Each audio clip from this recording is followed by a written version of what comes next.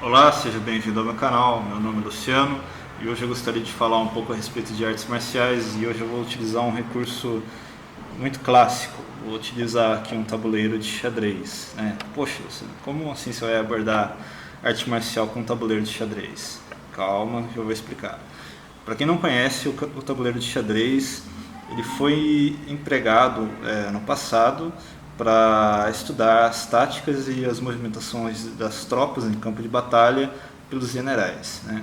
Então, o que você tinha era uma representação do campo de batalha, onde você utilizava peças, né, para simbolizar pontos estratégicos de defesa e as unidades que haviam à disposição do general para que dessa forma ele conseguisse estruturar as suas táticas e enfrentar uma força inimiga que estivesse atacando, né?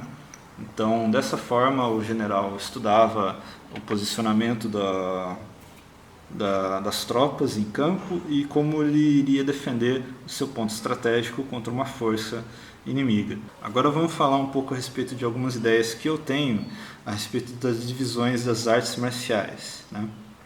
Várias artes marciais que são conhecidas hoje em dia e que são amplamente divulgadas trabalham com um modelo de combate ou de estratégia que é baseada no duelo, né? Então você tem dois indivíduos sozinhos, eles não sofrem interferência de terceiros, em um ambiente controlado e eles vão lutar sobre as mesmas regras, né? E aí vence o melhor, realmente, né?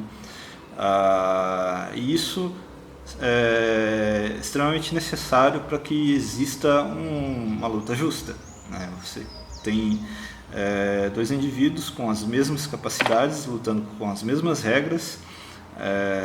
Geralmente se tem ali um controle de peso e tal, ou não, né? Pode haver ali campeonatos onde você tem categorias absolutas, né? Onde não existe divisão de peso e um indivíduo mais magro, mais fraco, enfrenta adversários de peso maior e ele tem que recorrer muito mais à técnica dele para conseguir enfrentar um adversário maior, né? Mas tudo bem. Isso aqui não é demérito com relação a estas modalidades que utilizam essa forma de duelo. Quando se fala muitas vezes até mesmo em defesa pessoal, o que você tem é essa situação, né? Uma situação onde você tem um agressor te agredindo, né? E em alguns casos pode ocorrer de você ter mais pessoas no local que podem ser conhecidas suas ou não, mas não é garantia de que esses indivíduos vão agir para defender esse indivíduo que está sendo atacado, né? Então, o fato de você ter outras pessoas por perto não significa que elas vão tomar partido nessa situação, né? Em caso de defesa pessoal, né? Então, esses indivíduos não têm um comprometimento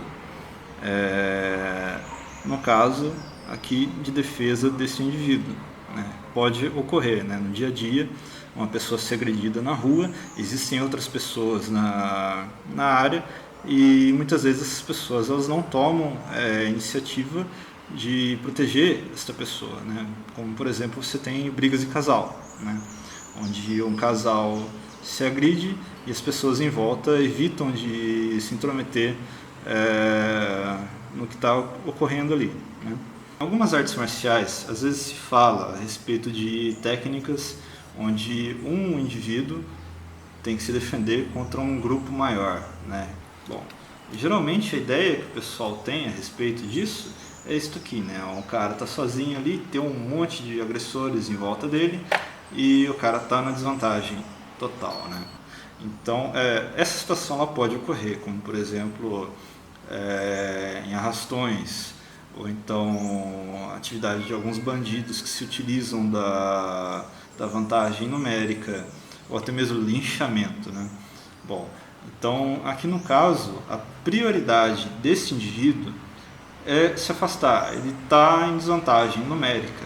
Ele não pode querer enfrentar todo mundo. Então, o que ele tem que fazer é tentar se proteger e sumir por essa brecha que ele tem, né? Ou então, se caso aqui fosse uma parede, né? E ele não pode recuar por essa saída, ele teria que enfrentar, neutralizar de uma vez um dos inimigos que esteja fechando a saída dele e dar no pé. Ele não pode ficar ali. Tá? Ele não deve perder tempo mais do que necessário com os adversários. Ele está em desvantagem numérica. A única coisa que ele precisa é ganhar uma brecha e sumir dali, né? Isso é uma situação de defesa pessoal.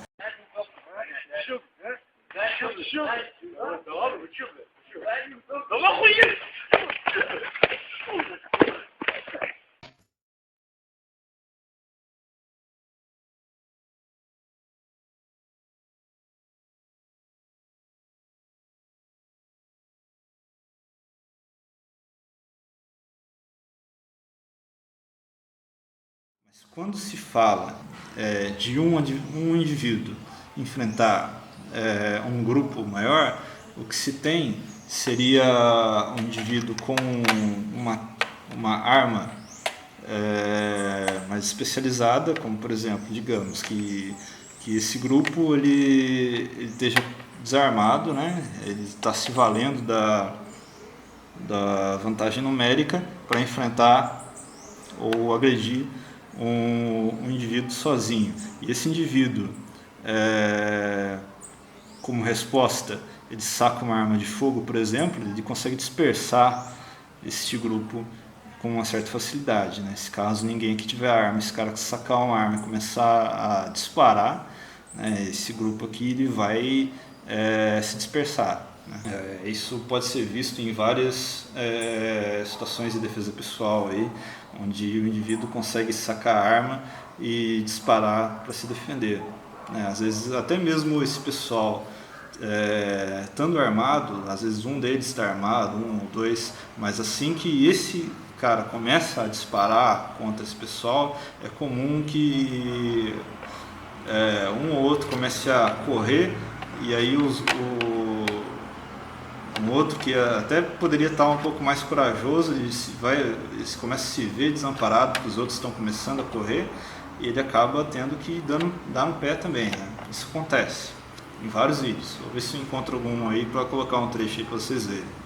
O motoqueiro fura o bloqueio do protesto nesta rua de Salvador. Ele é parado pelos manifestantes, empurrado, chutado e agredido também na cabeça. Ao se levantar, ele perde a paciência, saca um revólver, ameaça as pessoas e atira. Veja de novo que ao perceber que era uma arma, as pessoas começam a correr com medo. Os tiros não atingiram ninguém. Agora, falando a respeito de estratégia, que é o que se utilizava no passado para poder enfrentar um grupo maior, aqui como por exemplo vocês podem ver, eu tenho aqui um conjunto muito maior de peças, enquanto que aqui eu tenho uma fileira de peças, um número menor, que estão enfrentando aqui um número maior de inimigos, né? Porém, eles têm um elemento que o outro lado não tem. Eles estão organizados como uma fileira. O que isso muda? Bom, isso muda na questão da estratégia. Um grupo maior, mas desordenado, ele fica meio disperso. Então aqui você tem uma concentração um pouco maior de pessoas, e você tem mais um pessoalzinho aqui na frente e tem um outro mais corajoso aqui na frente. Isso é natural que ocorra. O cara que é mais covarde, ele vai evitar o confronto, né? Então, se ele estiver machucado, indisposto, ou qualquer outro acontecimento que afete o moral daquele indivíduo, vai fazer com que ele evite o confronto com o inimigo.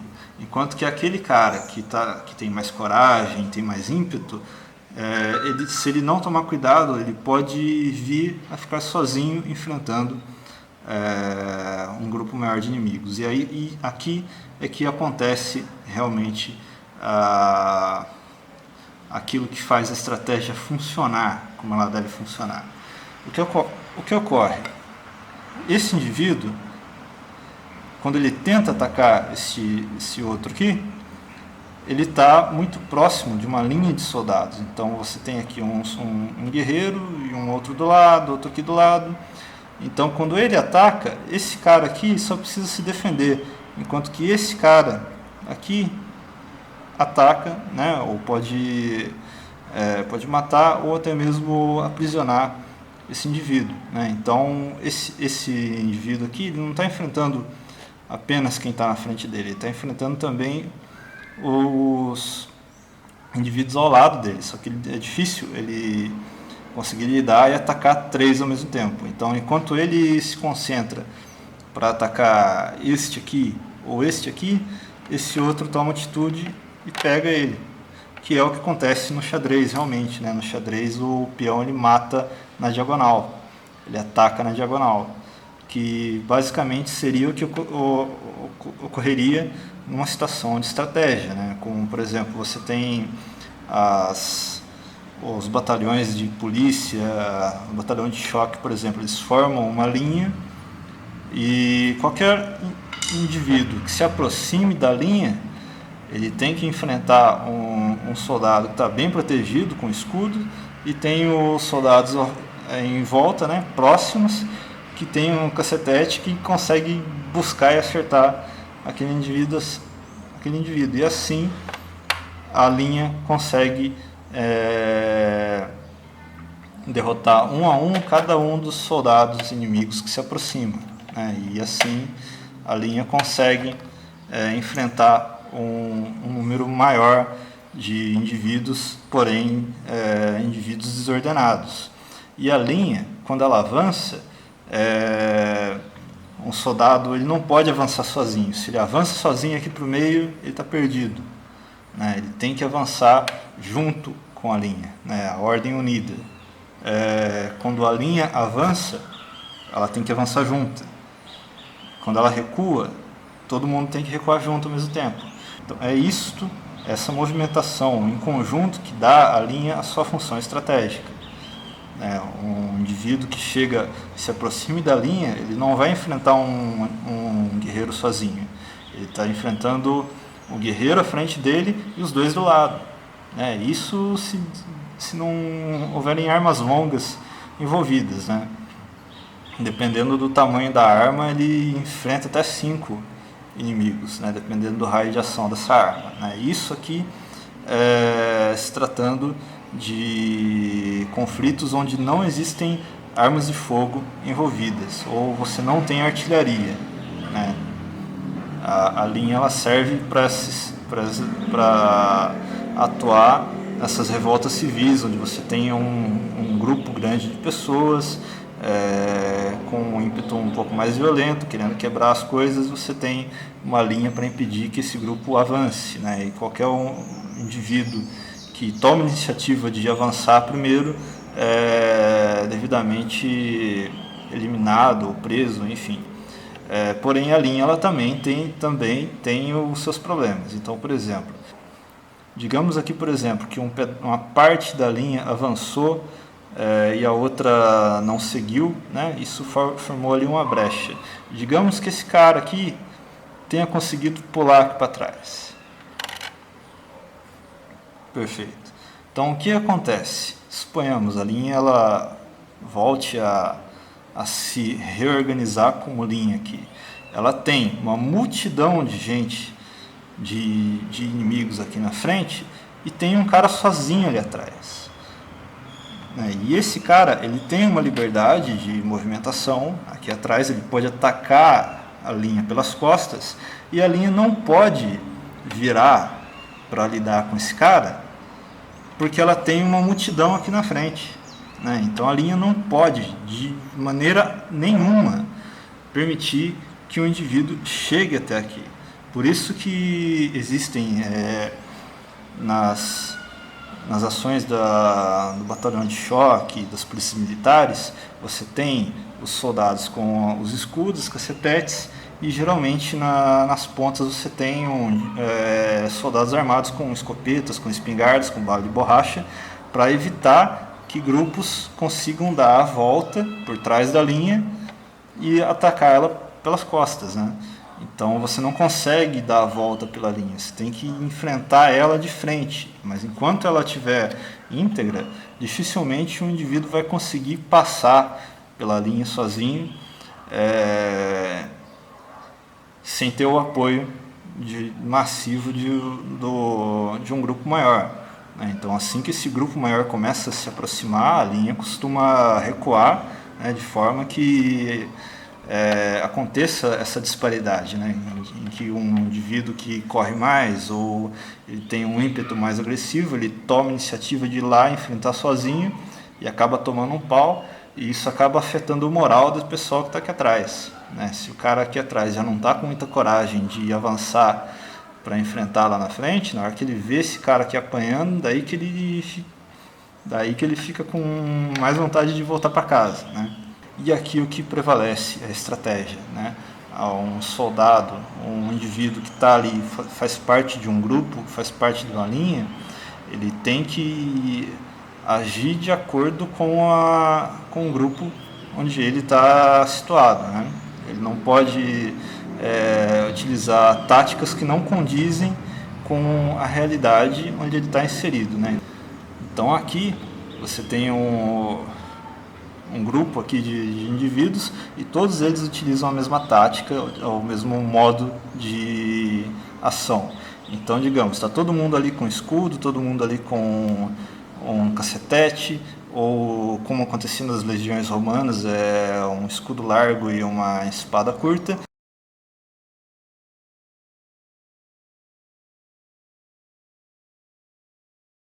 Digamos que um cara ali no meio ali, ele resolve largar o equipamento dele e usar uma técnica diferente dele, com faca ou com uma arma muito longa ou alguma coisa que não se encaixe muito bem aqui nessa unidade onde ele está inserido. Ele se torna um ponto fraco, e se caso ele cair, né, surge a brecha para que o inimigo passe ali para trás, e a linha tem que se diminuir, se encurtar para fechar essa brecha, né, o que facilita que o grupo inimigo comece a flanqueá-lo, né? Bom, pessoal, espero que vocês tenham entendido um pouco a respeito de quais são as diferenças do uso de técnicas de arte marcial dentro de uma situação de duelo e dentro de uma situação tática de campo de batalha. Muito bem, pessoal, espero que vocês tenham gostado desse vídeo. Curta, se inscreva, compartilhe, fique à vontade para debater aí embaixo e fazer sugestões. Eu espero futuramente utilizar novamente o recurso aqui do tabuleiro de xadrez para explicar outros temas. E caso você tenha algum conhecimento de estratégia, queira comentar alguma coisa, fique à vontade para comentar aí embaixo aí nos comentários, fique à vontade com relação a isso. Acompanhe o canal, obrigado por ter assistido e até mais.